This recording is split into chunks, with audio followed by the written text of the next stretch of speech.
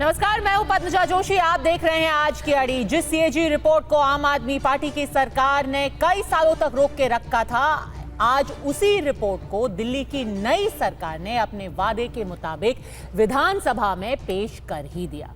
जाहिर सी बात है, इधर रिपोर्ट को सदन में लाया गया, उधर जम करके बवाल शुरू हो गया।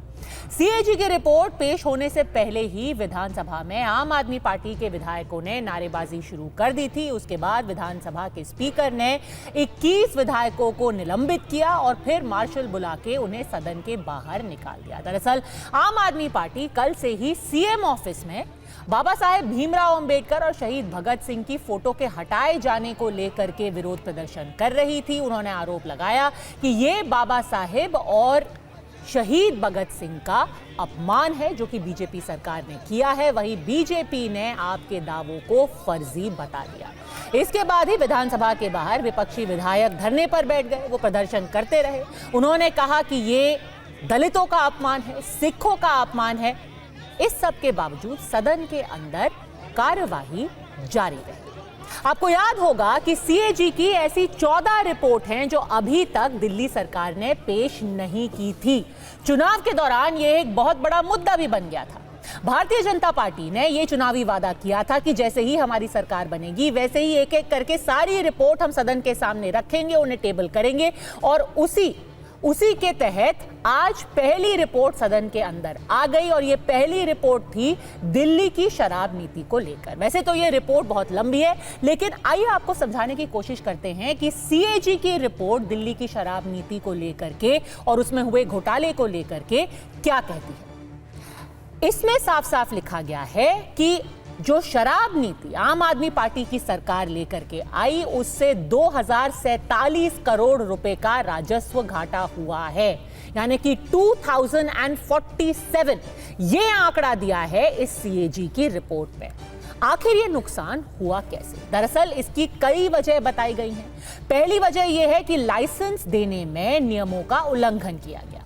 फिर शराब की कीमत, किस तरीके से कीमत लगाई गई, उसमें कोई भी ट्रांसपेरेंसी नहीं थी, यानी कि पारदर्शिता का अभाव था। अपने मन के हिसाब से, जैसे ही लाइसेंस जिसको मिला, अपने मन मुताबिक उसका रेट लगा करके उसे बाजार में बेचना शुरू कर दिया। और सबसे चौंकाने वाली बात यह है कि यह रिपोर्ट यह भी कहती है कि जो टेस्टिंग कंट्रोल की प्रक्रिया थी, यानी कि किस क्वालिटी की शराब बाजार में बेची जा रही है, उसको टेस्ट करना अनिवार्य था, वो टेस्टिंग भी ढंग से नहीं की गई। उसमें भी कई कमियां इस सीएजी रिपोर्ट में पाई गई हैं। शराब नीति तैयार करने में जो एक्सपर्ट कमेटी थी, उसने कुछ सिफारिशें दी थी, उन सिफारिशों को पूरी तरीके से नजरअंदाज किया गया और सिर्फ अपने कुछ जान पहचान वालों, अपने दोस्तों, अपने मित्रों को फायदा पहुंचाने के लिए इस तरीके से ये नीति बनाई गई। अब बीजेपी का कहना है कि कानून उन सब तक पहुंचेगा जिन्होंने नियमों को तोड़ करके अपने यारों दोस्तों को फायदा पहुंचाया है। हंगामा कर रहे थे इस रिपोर्ट को ना आने देने के लिए, लेकिन ये सीएजी की रिपोर्ट एक वो दस्तावेज है जो अरविंद केजरीवाल, मनीष सिसोदिया के आम आदमी पार्टी के काले कारनामों का चिट्ठा खोलता है। ये सीएजी रिपोर्ट बताती है कि कैसे आम आदमी पार्टी ने पूरी दिल्ली की जनता को लूटने का काम किया है, हजारों करोड़ की चोरी और दलाली और कमीशन खाने का काम किया है। ये सीएजी रिपोर्ट बताती है कि कैसे नियमों का उल्लंघन किया गया है, एक्सपर्ट की राय को बाहर उठा के फेंका गया है। जहां 2 दुकानें एक आदमी को मिलनी चाहिए थी, वहां 54 दुकानें तक दी गई हैं। तो ये रिपोर्ट बताती है कि कैसे अरविंद केजरीवाल ने अपने फायदे के लिए, अपनी चोरी, अपनी कमीशन बढ़ाने के लिए कैसे परसेंटेज में हेरफेर किया है। आम आदमी पार्टी की सरकार ने बार बार बताया कि किस तरह से ओल्ड एक्साइज पॉलिसी में हो रहे भ्रष्टाचार की वजह से, ब्रांड पुशिंग की वजह से लगातार हरियाणा से, यूपी से स्मगल होके शराब दिल्ली में आती रही। और आज आम आदमी पार्टी सरकार की इस बात पर सीएजी की इस रिपोर्ट ने मोहर लगा दी है कि ओल्ड एक्साइज पॉलिसी जो 2017 से 2021 तक चली, उसमें हर प्रकार का भ्रष्टाचार हुआ। क्या कहती है ये सीएजी रिपोर्ट? देखिए, इनका डर सामने आ रहा है और बाबा जी की फोटो के पीछे उस डर से बचने की कोशिश कर रहे हैं। तो ये जितना मर्जी छुप लें, ये कानून बाबा अम्बेडकर जी का ही बनाया हुआ है। सीएजी की रिपोर्ट आएगी, उसमें दूध का दूध पानी का पानी होगा और निश्चित रूप से जो है पाई पाई का हिसाब इनको देना। इनकी सबकी फोटो लगेगी वांटेड के रूप में। जहाँ तक सीएजी रिपोर्ट्स की बात है तो उसमें द्वारका एक्सप्रेसवे जो भाजपा ने बनाया था उसमें बताया कि जो सड़क 550 करोड़ की बननी थी वो सड़क 7500 करोड़ की बनी, एक्सेप्शनली हाई कॉस्ट पे बनी।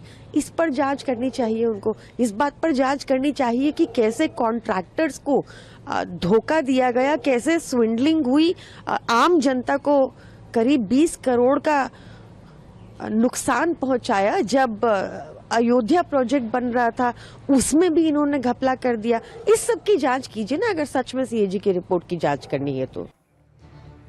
इधर सीएजी रिपोर्ट को लेकर के हंगामा जारी था। उसी बीच आम आदमी पार्टी ने अपना फोकस सिर्फ बाबा साहेब अंबेडकर और शहीद भगत सिंह की फोटो पर ही रखा, उस विवाद पर ही रखा। यहां तक कि पंजाब विधानसभा के अंदर दिल्ली सरकार के खिलाफ एक प्रस्ताव भी पारित कर दिया गया। अब दोनों पार्टियों के बीच में ये लड़ाई है कि क्या सच में वो तस्वीर हटाई गई, क्या शहीद भगत सिंह की तस्वीर को मुख्यमंत्री के कमरे से हटा दिया गया। भारतीय जनता पार्टी ने एक अपनी तरफ से तस्वीर जारी करके कहा कि ये कुछ नहीं, सिर्फ एक सफेद झूठ है। सारे विपक्ष को पता था कि सीएजी की रिपोर्ट आ रही है, इसलिए उन्होंने कल से माहौल बनाना शुरू किया और वो बाबा साहब अंबेडकर जी की फोटो, शहीद आजम की फोटो, इन सब का मुद्दा बिल्कुल गलत बना रहे थे। ऐसा कोई मुद्दा नहीं था, ये सारी अफवाहें थी। उसके बाद में आपको पिक्चर भी दिखाई। ये बात उनको अच्छे से पता थी कि सीएजी की रिपोर्ट आ रही है और उसमें बहुत बड़ा भ्रष्टाचार हुआ है। और ये सीएजी की रिपोर्ट में आया है कि 2002 करोड़ रुपए का भ्रष्टाचार उसमें जितना मैंने पढ़ा है। पहली कैबिनेट मीटिंग हो गई, किसी का आता पता नहीं है। क्या इन्होंने पहली मीटिंग में विधानसभा के अंदर सबसे पहले काम क्या इन्होंने कि बाबा साहब डॉक्टर भीमराव अंबेडकर की तस्वीर हटा दी, शहीद आजम भगत सिंह की तस्वीर हटा दी। यही उपलब्धि है इनकी सरकार बनने के बाद। तो ऐसे में अड़ी के आज के सवाल है बिल्कुल सीधे, क्या सीएजी रिपोर्ट पेश होने से आम आदमी पार्टी की मुश्किलें बढ़ गई हैं? क्या इस रिपोर्ट की आंच अरविंद केजरीवाल तक पहुंचेगी? बाबा साहेब का अपमान क्या सच में सरकार ने किया है या इसको सिर्फ बहाने की तरह इस्तेमाल करके सीएजी पर जो विवाद है उससे बचने की कोशिश कर रही है आम आदमी पार्टी?